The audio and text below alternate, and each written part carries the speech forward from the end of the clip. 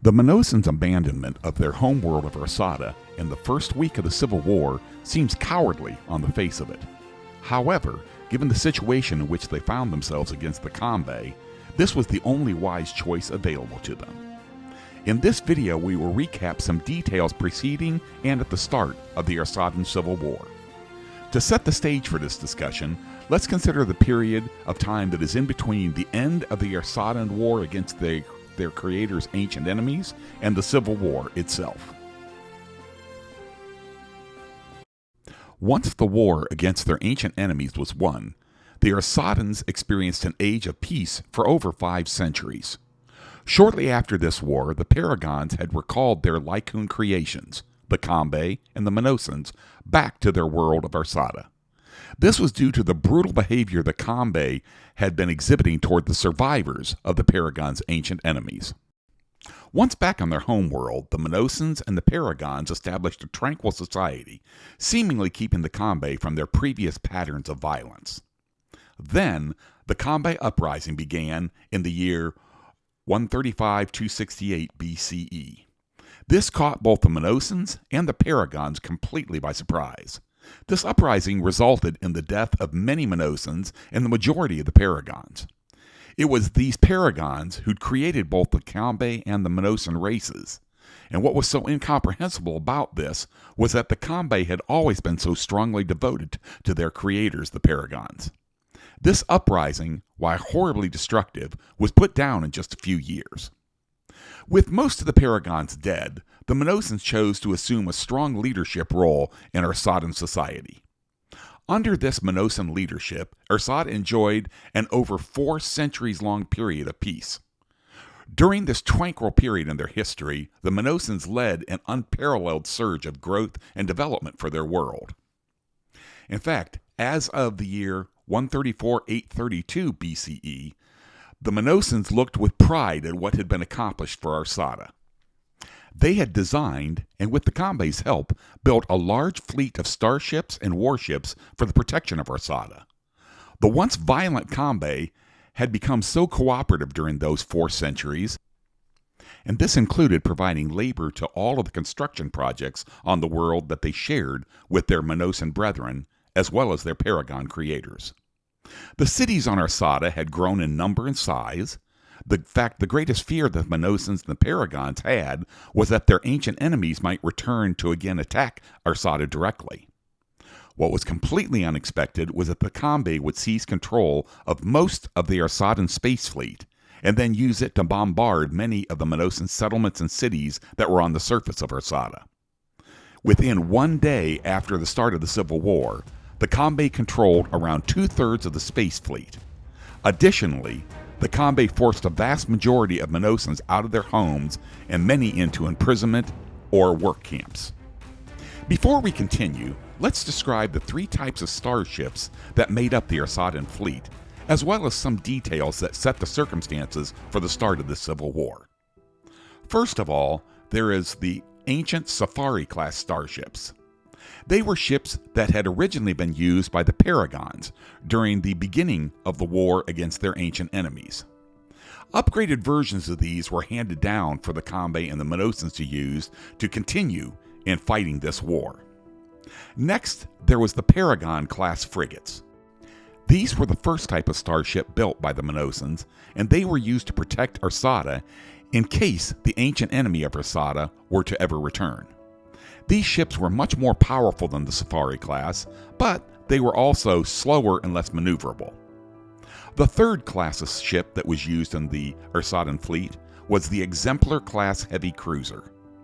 These were the newest type of starships built jointly by the Manosans and the Combae. They were more powerful than even the Paragon-class ships, and their shields were much stronger. They were quicker and more maneuverable than the Paragon class, but still not as quick and maneuverable as the old Safari class starships had been. Another factor worth considering is that the planet Ersata had 3 moons orbiting it. Prima, the closest one, Duia, which orbited fairly close to Prima, and Proxima, which was much farther away. These 3 moons, as well as some of the facilities built on or around them, contributed to how the space war began between the Combae and the Manosans. By the start of the Ersatan Civil War, the space fleet consisted of 7 Exemplar-class, 38 Paragon-class, and 8 Safari-class vessels in service. At the start of the war on the surface of Ersata, virtually all assets and territory were controlled by the Combae. There was a small number of free Manosans, but they were forced to hide outside of the Ersatan cities and settlement. The Manosans that were stationed in space were able to seize a small portion of the Ersatan space fleet. They had no choice but to play a complex game of hide-and-seek with the Combae's much larger fleet, and this was done throughout the Ersatan star system. Not only did the Manosans have a smaller fleet, but their ships were the less powerful types compared to the Combae's. The Ersatan fleet was divided up as follows.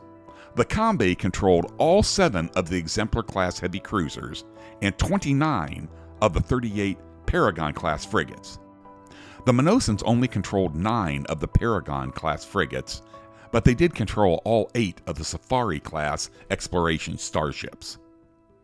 On the first day of the Ersatan Civil War, both sides engaged in what came to be called the lunar space battle of Ersata. The Combae attempted to trap all 17 of the Manosan ships to either capture or destroy them. The battle unfolded in the following way. On the surface of Ersata's first moon, Prima, was the Vortex Portal Complex. This was perhaps Ersata's most valuable facility, and for security reasons, a detachment of ships consisting of 2 Exemplar-class and 5 Paragon-class ships had been assigned to patrol the space close to Prima. Ersata's second moon, Duia, had a large space station orbiting it. This space station, named Duia 1, had an orbital shipbuilding facility as well as the ability to have additionally 19 ships docked with it. At this time, all 8 of the Safari-class ships and 11 of the Paragon-class ships filled those docking spaces. There were also 2 Exemplar-class ships and 4 Paragon-class ships patrolling close to Dewey. The remainder of the Ersatan fleet, which was composed of 3 Exemplar-class heavy cruisers and 18 Paragon-class ships, were patrolling various areas of the outer star system. When the Civil War began, the Combae directed all 3 of these Exemplars to take up position in high orbit over Ersata to begin bombarding Manosan land-based settlements and other positions. They also used all 18 of the Paragon-class ships which had been patrolling the outer star system to cover the Exemplars from potential attack. The Combae had slowly, over a period of decades, positioned a large number of their warriors on the majority of the Ersatan fleet. They planned these attacks so that virtually all of these ships that were not in space dock were mostly crewed by them. Each of these ships had only a small number of Manosans on board, and these Manosans were easily dispatched or arrested. As soon as the Manosans realized what was happening, they attempted to get the ships that they controlled out of space dock. It is remarkable that they were able to get all 8 of the Safaris and 9 of the Paragon-class ships out of space dock. Unfortunately, 2 of the Paragon ships that they had controlled had been overrun by the Combae. The Manosans now had a fleet consisting of 9 Paragon-class and 8 Safari-class ships that were under their control. The Combae, as soon as this began, moved the 4 Exemplars and 9 Paragon-class ships that had been patrolling the moons of Prima and Duia to attempt to block the escape of the Manosan-controlled ships. The battle which took place at Duia 1 was typified by a series of running battles on the space station, as well as the 17 ships that were docked there. These battles on the space station amounted to delaying actions to give the Manosan crews on board their ships time to power them up and escape. Meanwhile, on board those docked ships, the Manosans used their greater numbers to repel the surprise attacks by the Combae. Amazingly, it took less than 16 minutes for 17 of the 19 docked ships there to escape from Duia 1. The space portion of the lunar battle amounted to the Manosan pilots executing some remarkably quick and skillful retreats to varying areas of the outer system. The The 17 Manosan-controlled ships launched an immediate volley of weapons fire at the approaching Combae-controlled ships. The 9 Paragons of the Manosan-controlled ships fired a full spread of their missiles at the Combae's Exemplar and Paragon-class vessels. They did this when their ships were at maximum range. These missiles were not aimed to strike any of the Combae ships, but rather were timed to detonate in a way that temporarily blinded the Combae sensors. This allowed for the Manosans to make a quick retreat away from Duia 1 on courses that the Combae could not track. This fire and retreat maneuver took less than 7 minutes to perform. This was a risky tactic since the Manosans' hiding tactics would have failed completely if even one of the Combae ships had been able to track even one of the Manosans' retreat. This would of course allowed the much larger and more powerful Combae-controlled ships to have followed and attacked them. It would have taken some time, probably less than a day, before the Manosans would have been forced to surrender or be destroyed. However, with the Manosan ships in unknown locations around the Ersatan star system, they were able to begin their game of hide and seek. Over the next 7 days, the Manosans hid their ships in various locations throughout the Ersatan star system. Most of the Manosan ships hid in and around the 2 ringed gas giants that were the outer planets of the system. The clouds of dust and energy discharges around these gas giants concealed the orbits from the Combae's efforts to find them. 2 Paragon-class ships and 1 Safari ship hid in low orbit around the first planet in the Ersatan star system. The high amount of stellar radiation from Ersata's primary made them nearly impossible to scan for. 1 Paragon and 1 Safari-class ship remained on a large, slow set of patrols around much of the inner portion of the star system.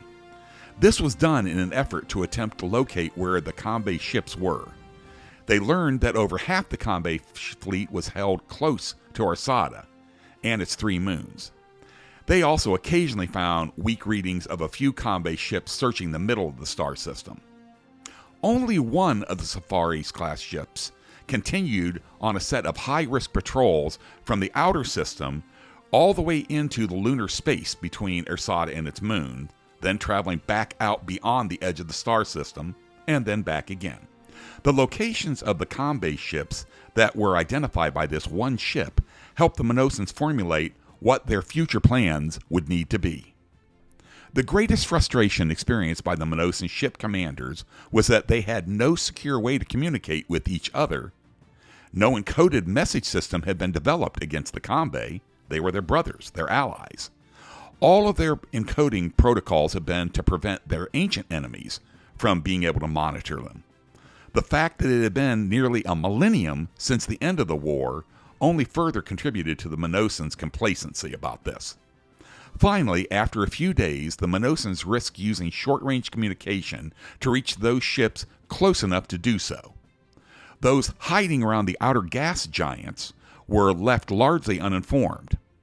Finally, on the 7th day of this system-wide game of hide-and-seek, the Safari that had the riskiest patrol diverted its course to send short-range messages to the ships that had been hiding around the gas giants, and informing them of their plan to evacuate their fleet out of the Ersatan system.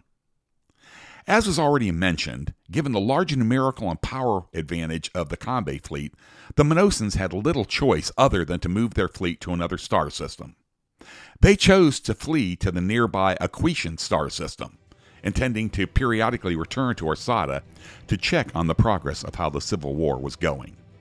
This began a decades-long pattern of sending 1 or 2 of their ships back to the Ersatan system to gather updates and intelligence about how the ground war was progressing on the surface of Ersata.